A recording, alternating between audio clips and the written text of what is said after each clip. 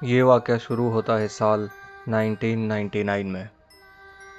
हम मुंबई के मलाड एरिया में रहते थे और हर साल हमारे कज़िन्स समर वेकेशन में हमारे यहाँ रहने आते थे। मेरी एज उस वक्त 16 साल की थी। एक रात ऐसे ही हम कमरे में बैठे मस्ती कर रहे थे।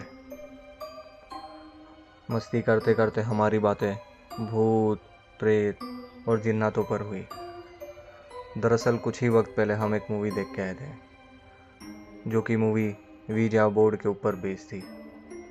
तो मस्ती मस्ती में हमने कहा कि आज हम भी वीजा बोर्ड से स्पिरिट बुलाते हैं। पर मुश्किल ये थी कि ना तो हमारे पास वीजा बोर्ड था, ना ही हमको पता था कि स्पिरिट्स को कैसे बुलाया जाता है। पर मैंने कहा कि मैं वीजा बोर्ड बना सकता हूँ। मैं एक पेन और पेपर लेके आया।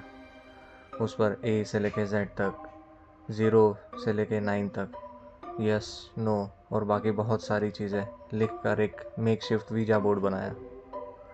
हमने कमरे में एकदम अंधेरा कर दिया और वीजा बोर्ड से स्पिरिट बुलाने की कोशिश करने लगे।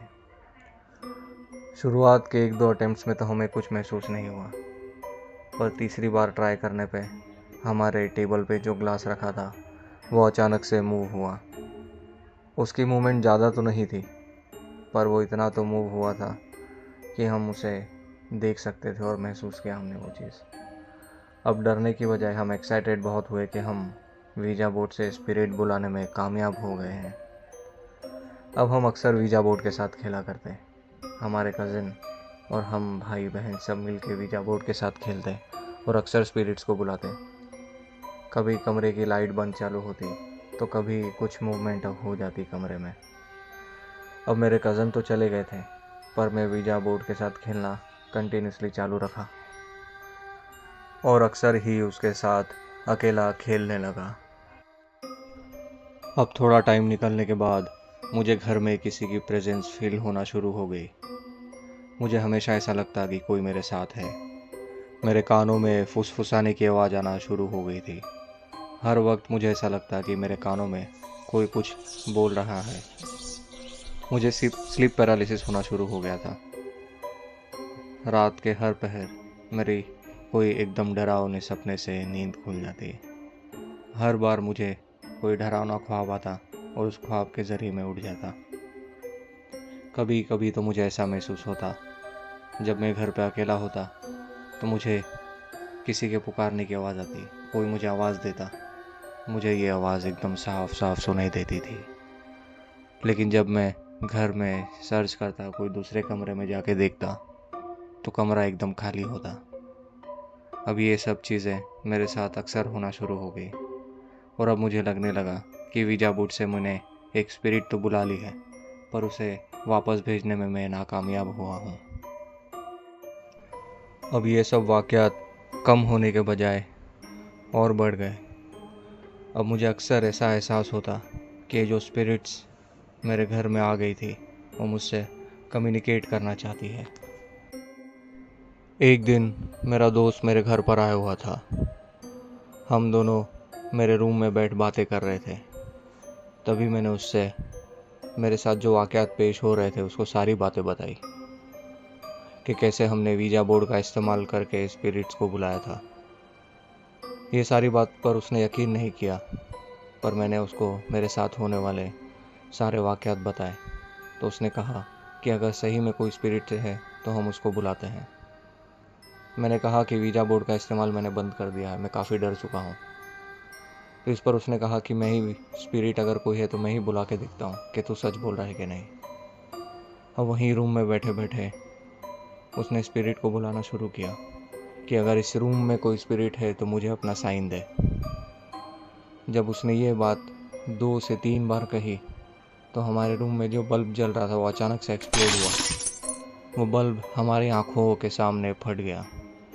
ये देख वो बहुत डर गया और उसी टाइम उसने मेरे घर से अपने घर जाने का फ़ैसला किया।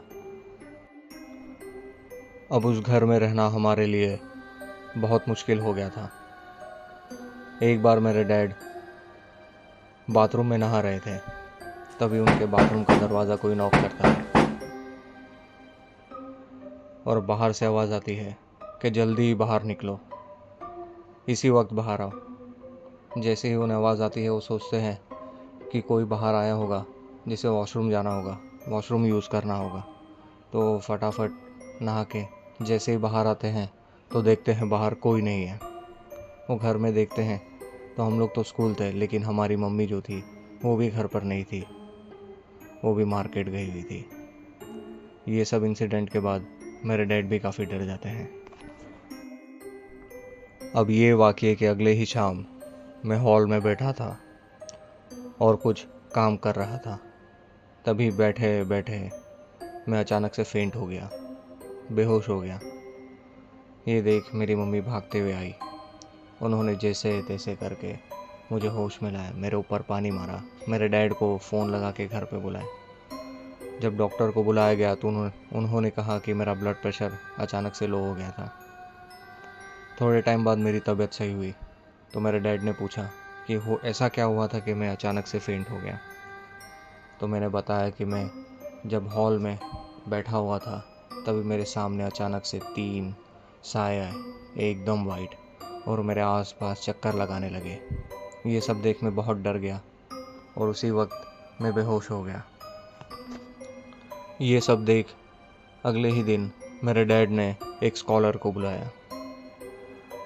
स्कॉलर घर में आके उन्होंने देखा, घर का पूरा जायज़ा लिया और मेरे डैड ने उनको सारी चीज़ें बताई कि कैसे हम कज़िन्स ने मिल के वीज़ा बोर्ड का इस्तेमाल किया।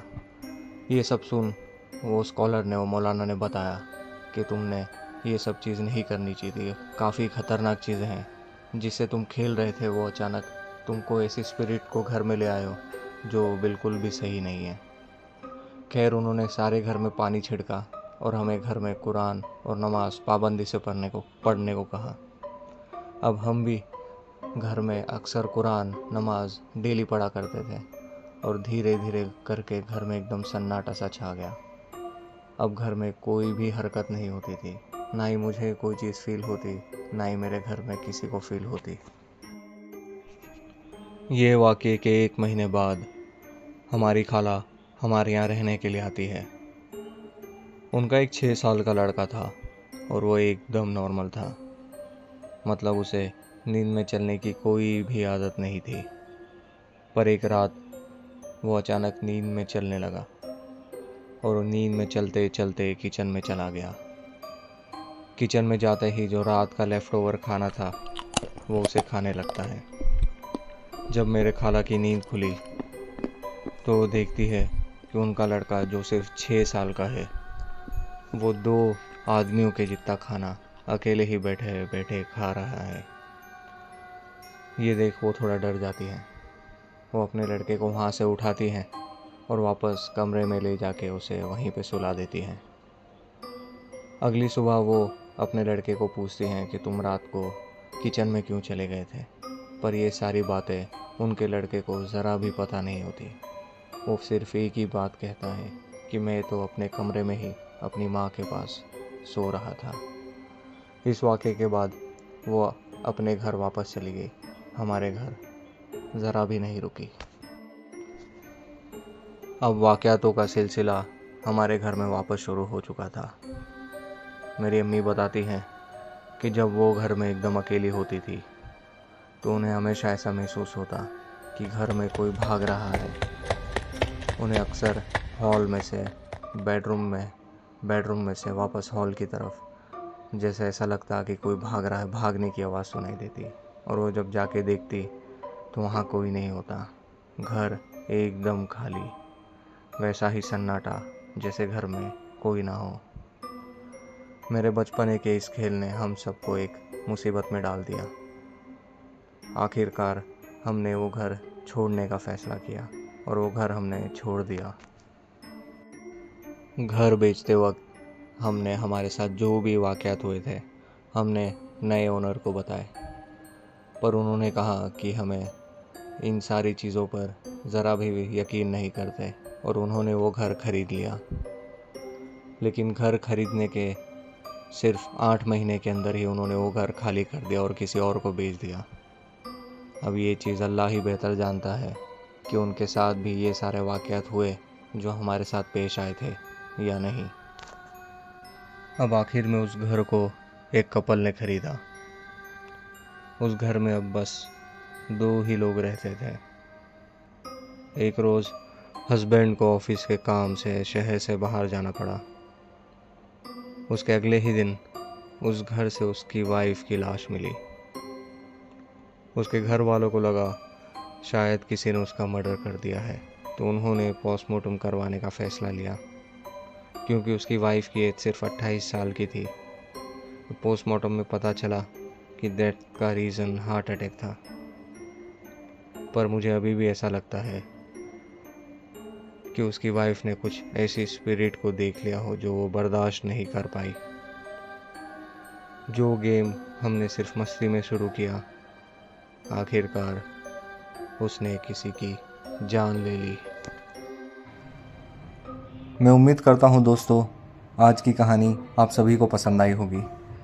इसी तरह का हॉरर कंटेंट, स्पूकी स्टोरीज़ सुनने के लिए हमारे चैनल को शेयर करें, लाइक करें और सब्सक्राइब करें।